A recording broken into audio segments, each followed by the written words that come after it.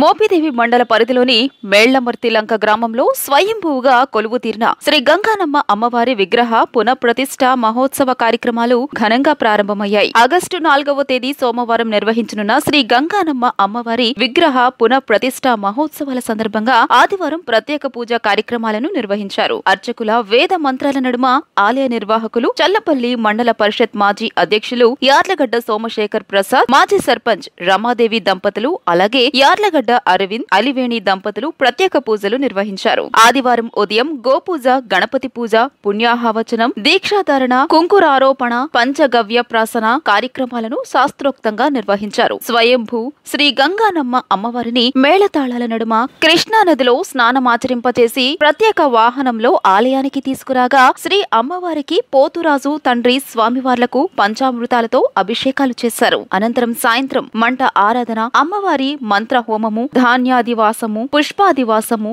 హరితి, మంత్ర పుష్పము, తీర్థ ప్రసాద వినియోగం కార్యక్రమాలను అంగరంగ వైభవంగా నిర్వహించారు. పెద్ద సంఖ్యలో భక్తులు తరలివచ్చి యార్లగడ్డ వారి ఇలవేల్పుగా పూజలు అందుకుంటున్న శ్రీ గంగానమ్మ అమ్మవారి విగ్రహ పునఃప్రతిష్ఠ మహోత్సవ పూజా కార్యక్రమాల్లో పాల్గొన్నారు. 4వ తేదీ సోమవారం ఉదయం 8 గంటలకు విగ్రహ పునఃప్రతిష్ఠను నిర్వహించనున్నట్లు యార్లగడ్డ సోమశేఖర్ ప్రసాద్ తెలియజేశారు.